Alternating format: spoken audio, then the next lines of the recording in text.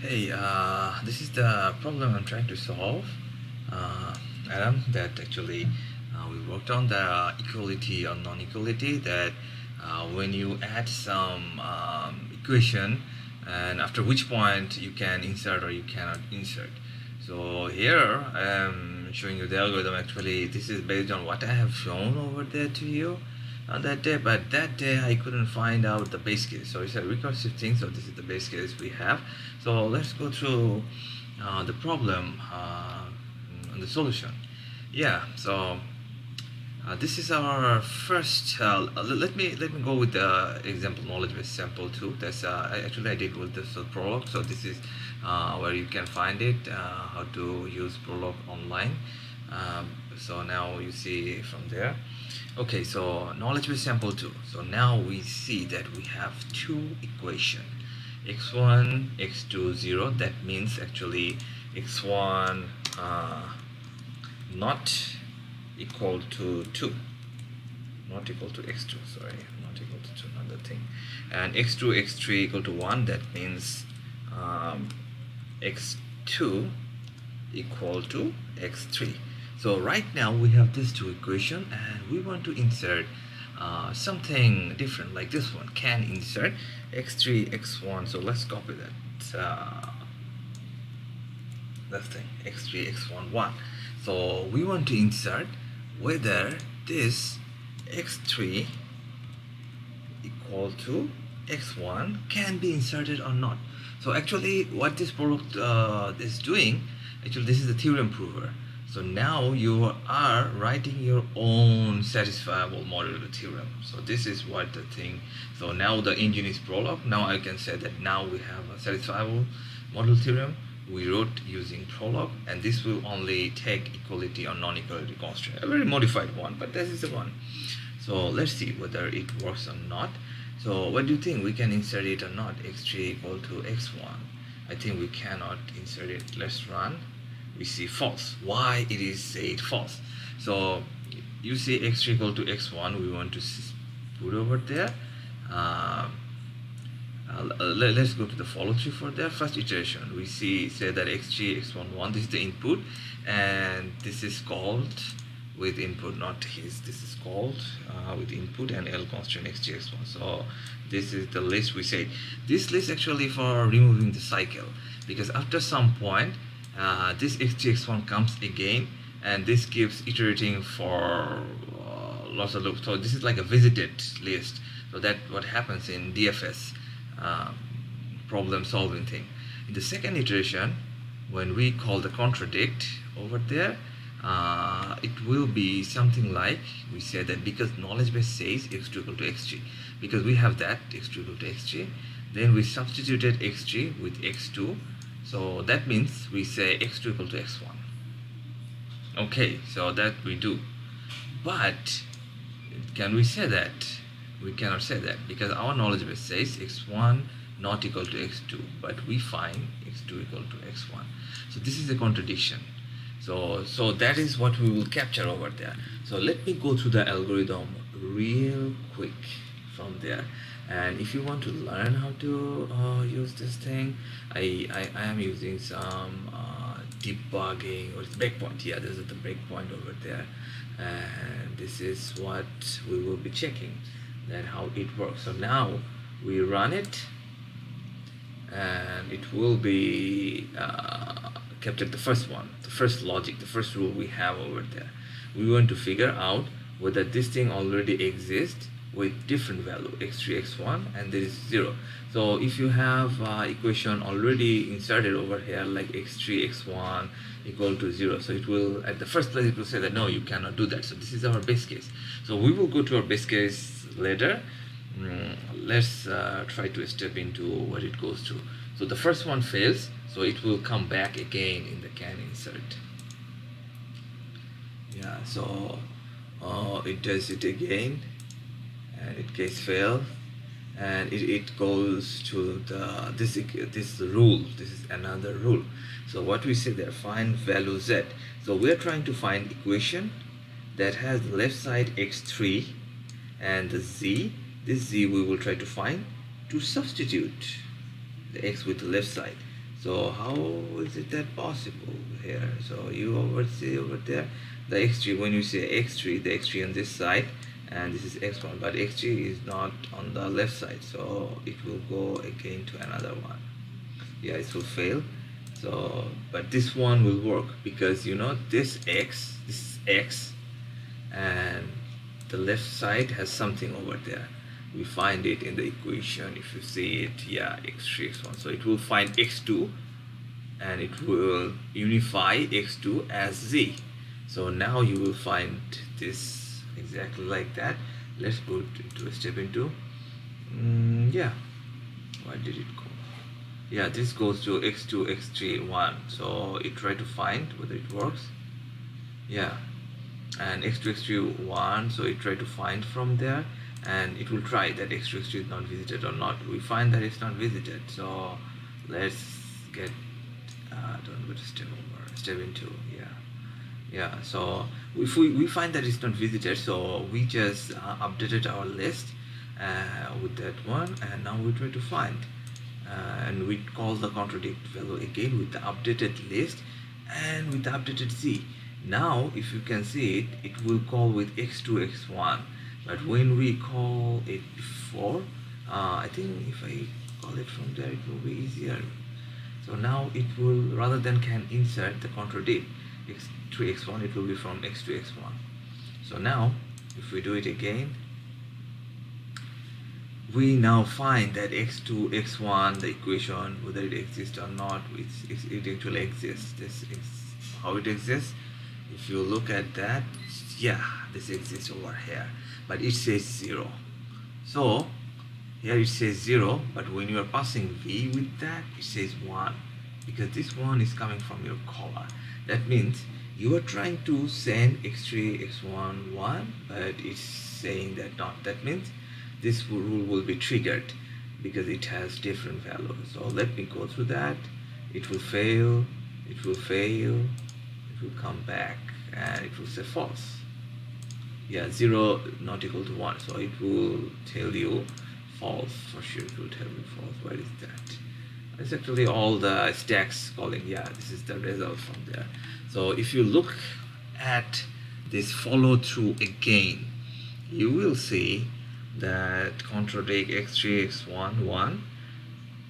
Where is that? Yeah, because knowledge base says x2 equal to x3. That's why we can replace x3 with x2, substitute or replace, whatever you say. But we now find that here x2 x1 1 now, and we say that x2 equal to x1. So we are happy that x2 equal to x1, but we are checking that x2 x1 equal to 0. That means they are not equal. So but that's what I wrote, but knowledge base is x1 not equal to x2, so that means this value v1 not equal to v. So that's what we find here, 0 not equal to 1. So we cannot say, we say we cannot do that. So when you say that we cannot do that, we cannot insert it over there. But let's with that, if you write it x3 x4 1, and let's remove the breakpoints because we don't want to be too much tough on this. Yeah, let's do that. Let's do that. Yeah, I think it should be true. Yeah, it's true. So because there is no problem with this thing. So when this happens, that there is no problem, you copy it from here and you update the equation. Actually, this thing can be automated. I actually never used the automation thing before. Don't forget to put the full stop over there. So when you do that, you have to use this read input with write and something, and with dynamic updating of knowledge base. That I haven't used before and it was taking time, so I just did the normal thing. So by this way you can use this thing. So let's go through another example. So let's forget this right now, because if you use this different sample, you have to be cautious, because you have to comment out all the previous samples from there. So we have x1 equal to x2, x2 equal to x3, x3 equal to x4, x5 not equal to x1. So at that point, can we insert this x5, x1 equal to x5 equal to x1? So let's try this way. Yeah. So let's run first. We say false. We cannot insert. So let's go through the problem real quick, that why we cannot insert. Okay, so now we just run it. Yeah, we see the first thing we append. This is an empty list. We append it over here. This x5 x1 because this is the visited, because this equation is visited list. This is the visited list L. Now we go through. Don't go through. Yeah. Now we try to find. It can be inserted only if this doesn't contradict. So this is how prolog works. You the left side, it means that if it doesn't contradict and this thing appends, then you can insert. So all has to be true. With this comma, this means and. So this and this should be true, then it must be true. This is like logic programming. This is logic programming, not light logic programming. So now we go through over there. We try the first rule, like whatever the first rule, it will try to find it over there. It must fail because there's no equation like that. Yeah, this is x5 x1. Oh boy, I just added it. I already added the x5 x1 1. That means it's false over there. Okay, so actually I added it before. So let me remove this. Let me uncomment this. And let me try to run it from there.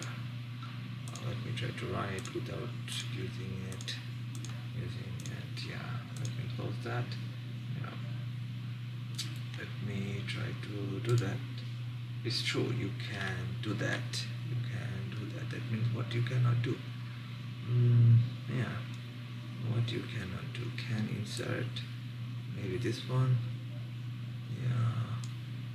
Yeah. So, let's Control Z. Yeah, and let's try to do this. That whether we can. What can insert x5 x2 1? Yeah, that's perfect thing. Now we will go through with this example, because you see that this is the equation. Based on this equation, with all four equations, we cannot insert this equation like x5 equal to x2. Now we go through with that problem recursively, and with yeah, this is enough, I guess. Okay, so this is the thing we talked about. So now we call x5 x2. This rule must be false, so it will be called again. Yeah, so any of these four rules will be triggered now. So this one, xz1. So here are four rules I put out. For x, I am traversing, which has the left side value z that can be substituted with left side x will be on the left side, and x is on the left side of another equation. That means x5 you find, and x5 must be on the left, so you can find it. So what if x5 on the right side? So for there we have another rule for this, and I wrote it over there, but x is on the right side, the right side of the another equation. What did I say? I think it should be right side. Yeah, but right side, it is right side. Sorry for that mistake. Yeah, and this is for traversing through y, like x2. You will traverse through x2, and you will find the right side, y is right side, and right is on the right side. This is y on the right side, but y on other equation of the left side. So this is the for rule. So let me go through there. Yeah. No, this one didn't trigger. So let's see, this one triggers. No, this one didn't trigger too. So let me find this one triggers. Yeah, now it goes with the x2 from there. Yeah, it worked like x5 x2. So that means when I say that x5 equal to x2, it found an equation that has x2 and equality, because based on the equality you can traverse to that path. So that's what you said about strongly connected. You can replace that. What I saw, I talked about this, that you try to find a value that can be substituted or replaced. That is, I said that replaced or substituted because it is 1. So let me go through again. And you say they're not visited. I'm trying to find that this one x1 x2 not visited. No, it's not visited. That means it's true. Then it will go through and I will update the list. I actually talked about this update visited list, the previous rules. So now we go there and find the contradict. Now we go x5 x1. x5 x1, is there x5 x1? Yes, there is x5 x1. There's x5 x1, that is 0, and we send x5 x1 all with 1, because these 4 rules will be triggered only with when it is 1. That means equal, then we can substitute. Or this one actually gives you the strongly connected graph thing. So now we send it over there, and it finds the equation. It finds exactly that equation. The prolog, this is the beauty of prolog. It finds it with 0, and we send the v variable contradict this one, like xyv, like x5 x1. When we call it x5 x1, and this v is 1, and we are saying that v1 not equal to v, that means this is contradicted, and bingo, that's what we find false. That means we cannot insert x5 x2 1. So I actually commented out most of the rules. So maybe what you have to do, maybe I just put it this over here, and this is check for not fall in a cycle over there, so that you can understand. And this is the follows, yeah, the same way. So this is how it works. So let me know if you have any question, and thanks for this wonderful exercise for me. I really enjoyed it. Thank you. Bye bye. Have a wonderful day.